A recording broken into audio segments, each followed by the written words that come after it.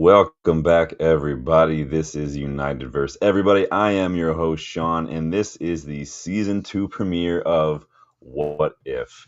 If you haven't yet gone and checked out the first season's 4 episodes, please go and do so. They're not in any particular order, but it is fun to go back and look at some of those. I did those first 4 episodes for you. Had a blast doing them. I hope you've enjoyed watching them as well. But I wanted season two to kick off with a doozy. So as a United fan, if I asked you to close your eyes and imagine a moment of commentary that sticks out to you personally as you in your time as a United fan, what would you think of? Odds are most of us, if of a certain age anyway, would probably think of the phrase "and Solskjaer has won it." Right? That's probably the one that sticks out to most of us. Not everyone. Maybe you're younger or older, even. I don't know, but now, though, opposite end of the spectrum, I want you to imagine a piece of commentary that fills you with anger, that fills you with nausea, that fills you with just sadness, rage, frustration, annoyance, whatever the blank is. Close your eyes and imagine that. I bet I can guess what it is, right? I bet that it is Martin Tyler's famous Aguero, right? Am I right? It's okay. I'm not psychic. I'm just good.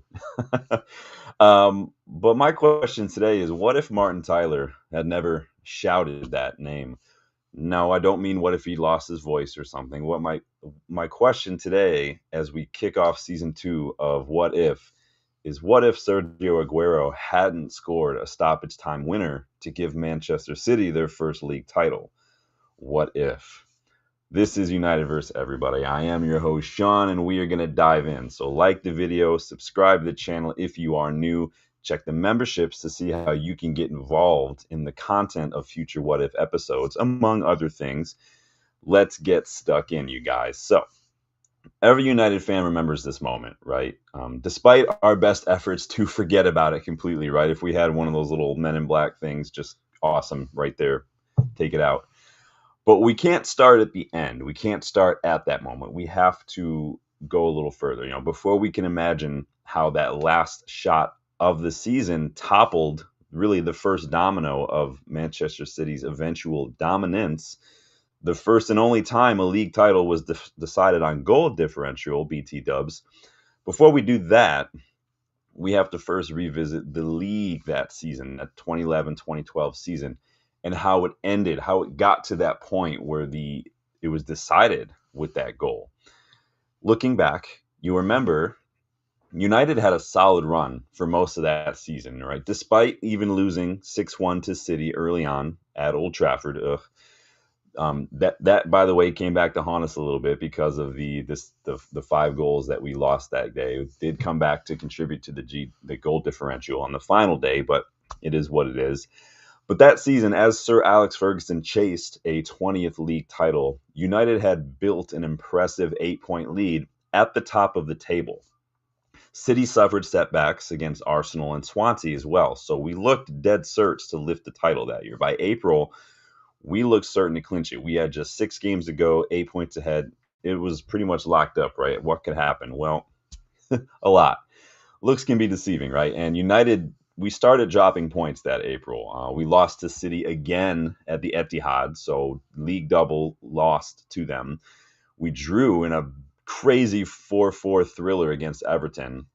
This is what allowed City to start pulling ahead on points. They were getting results, we were dropping points. And that meant, too, looking back to those early losses, again, that 6-1 loss to City, that meant that by the time they caught up to us on points, they were well ahead on GD, 8 goals ahead, right? This meant they needed to match our result on the final day. United's final fixture was away to Sunderland, while City hosted Queen Park Rangers. Short of scoring like 9 goals, I mean, we did everything we needed to do on that final day, right? We beat Sunderland 1-0 thanks to Wayne Rooney. Waza. Our match, though, ended before City's. And so we're all waiting around to find out what happened. We're waiting till City's match ended, right? And in that moment, by the time we had finished our match, City were actually losing 2-1 to QPR, and they were into stoppage time. 2 minutes after the full 90, though, Edin Dzeko equalized from a corner kick. Squeaky bum time, right? And then it happened.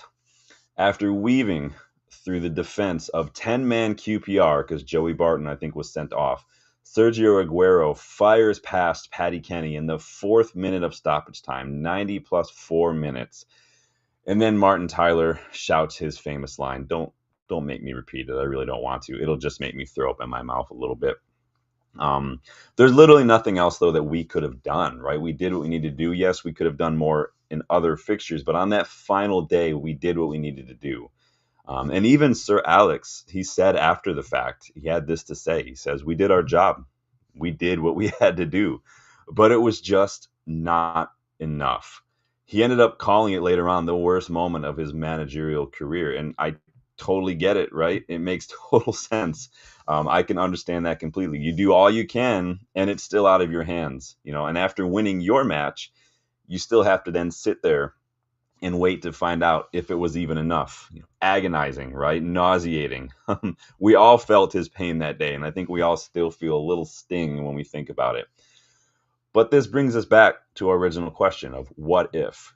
What if Sergio Aguero hadn't scored that goal? If he hadn't scored that stoppage time winner on the final day, the ripple effects would have been huge. It's not just here. It's not just about the title. It would have sent some broader, further reaching impacts throughout City's future, United's future, Ferguson's tenure. All of that could have changed, not just for City, but the league beyond, So let's unpack that timeline a little bit. Let's branch off the main timeline, go into the alternate timeline. I'm not going to get the TVA busting down my door. No, let's explore.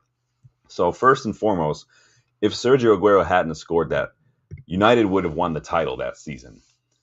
In the immediate impact, United, who we've already beaten Sunderland, they would have clinched that title on goal difference, right? Sir Alex Ferguson would have added another title to his cabinet, taking the total to 13, right? And then 20 league titles overall. It would have also meant an unprecedented 3 league titles in a row on 3 different occasions for United. And that United team in general, which was already starting to kind of feel like it was nearing the end of its cycle, right? Ferguson did really well to get a lot out of an aging squad. That team probably would have been remembered a little differently. Instead of the narrative being, maybe it was just one season too many for some of these older guys, it would have been like, no, like class is permanent, right? It would have been seen as still dominant rather than on the, slightly kind of on the down slope. What this also would have done, it would have really put a dent in Manchester City's kind of upwards trajectory as well. That 2012 title was City's first top flight title since 1968. And it really kickstarted their status as pretty much a dominant force after the initial takeover with their owner, right, Sheikh Mansour. Without that win, too, the pressure on Roberto Mancini, who was manager at the time, that pressure would have intensified. And the club, City, might have made some changes in the squad and the manager as well. There was also that whole psychological breakthrough that City started to go through, like, oh, we can win titles, we can do this. It doesn't happen then, right? It might have taken longer. It might have happened under a different manager. Who knows? It might have not even happened at all. Aguero, he would have had a completely different legacy. He'd probably still be looked at as one of the Premier League's best strikers ever, right? Even without that winner. But it probably wouldn't have been as iconic, right? He probably wouldn't be seen as an icon or a legend even in some regards. That goal pretty much immortalized him, not just for City fans, but pretty much in the Premier League. I think that's really what kickstarted his status. He was still a great striker. Don't take it away, but take away that goal. And if City hadn't done much, right, in the next year or whatever, he would have just been seen as another good striker, not one of the greats, right? Same could be said for guys like David Silva, Vincent Kompany, Yaya Toure, whose Premier League careers really did go hand in hand with City's upward rise, right? And then you have this shift in the whole narrative surrounding, Manchester, red versus blue, the whole shift in the power struggle. That whole narrative changes had this goal not gone in. That goal was symbolic, right? That's the moment City arrived as a force, toppling United in a dramatic way, right? Without it, though, United would remain top dog for a little bit longer. That changing of the guard moment happens later on, or maybe not even at all, right? Maybe we just stunt that trajectory altogether. And potentially not even of all. Like maybe that would have kickstarted United's proper rebuild with that title as a cherry on top. Remember too that Roberto Mancini was already on the wrong side of the fans, his squad, and City's ownership and their board. He was already kind of rubbing people the wrong way. No title, no Aguero moment, no Martin Tyler screaming. There's a great chance that Roberto Mancini's likely shown the door that summer and City start over again in that summer. There is one potential negative to this, though, and this is a very real possibility. So, had United actually won the league in 11-12 and not waited another year, it's likely that Sir Alex would have retired a year earlier. Now, you remember he retired after reclaiming the title in 2013, right?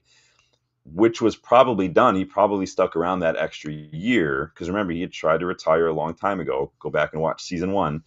But had we won that title and had he not had a bone to pick, had he not had unfinished business, there's a strong chance he would have retired after the 11-12 season. He probably bows out a year earlier, finishing on top like he did in the following year.